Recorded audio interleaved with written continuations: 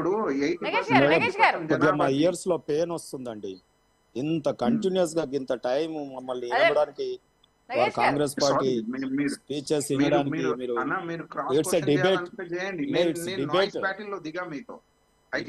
నగేష్ గారు అంటే అందాల పోటీలకు సంబంధించి రామూర్తి గారు ఒక్క నిమిషం, శ్రీనివాస్ దాంట్లో గారు ఒక్క విమర్శలు సెకండ్. లేకుండా మీరు ఏదైనా చెప్పుకుంటే చెప్పుకోండి, కానీ విమర్శలు ఇస్తూ మీరు చెప్తా ఉంటే మేము వింటా ఉంటాం అంటే అది సబబు కాదు. ఒకటి నగేష్ గారు అంటే ఒక్క సెకండ్, నగేష్ గారు ఒక క్వశ్చన్. నగేష్ గారు నగేష్ గారు అన్ని నిమిషాలు చెప్పారు కదా, ఒక అంశానికి సంబంధించి ప్రెసెంట్ ట్రోల్ అవుతుంది.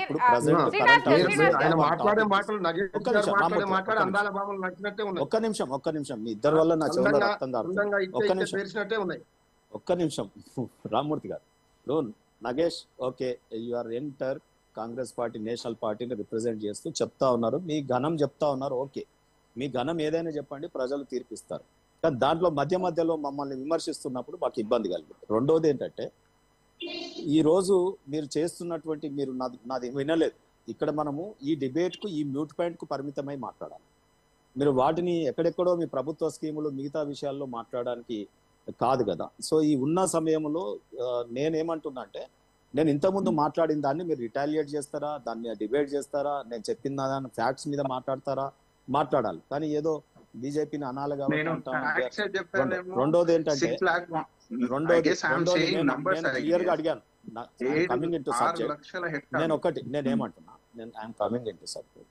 మీరు 6 లక్షల కోట్ల 10 లక్షల కోట్ల మీ ముఖ్యమంత్రి గారు చెప్పినట్టు అప్పులు ఉన్నాయి, నన్ను కోసిన ₹1 లేదంటున్నాడా, లేదన్న వడ్లు కొంటున్నాడా, అసలు కొనట్లేదా, ప్రజలందరూ భయాందోళనలో ఉన్నాడు.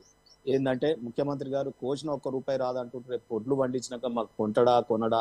అయితే నేను ముఖ్యమంత్రి గారికి సూచన ఏంటంటే, మీరు ఒక ప్రభుత్వ తెలంగాణ ఇదిగా ప్రతిపక్ష పార్టీగా మీరు అప్పులు ఉన్నాయి, ఓకే, వాళ్ళు చేసిపోయారు దుర్మార్గంగా, బ్యాంక్ క్రప్టసీ అయింది, బంగారు తెలంగాణ కాదు, ఓకే, మేము అడ్మిట్ అవుతున్నాం.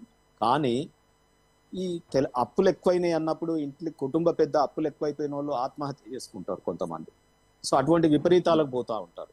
ముఖ్యమంత్రి గారు మరి ఇన్ని అప్పులైనాయి, ఆ ప్రభుత్వం ఆత్మహత్య చేసుకుంటుందా, లేదు నేను కరేజియస్గా ఉన్నా, ఇన్ని అప్పులైనా నేను రాబోయే కాలంలో ఈ రకంగా నేను మెకానిజంతో నేను సంపాదించి మీకు ఇవ్వాల్సినవన్నీ ఇస్తాను అని ప్రజలకు ఒక విశ్వాసాన్ని కల్పిస్తారా?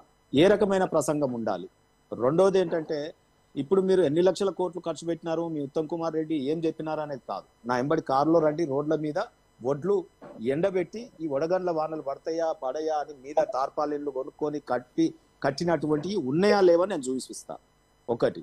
అందుకని మనం వాస్తవాల మీద నిన్న ఇప్పుడు రోజు జిల్లాలు తిరుగుతూ ఉంటాం కాబట్టి రోజు జిల్లాలు చెప్తా ఇస్తుడు.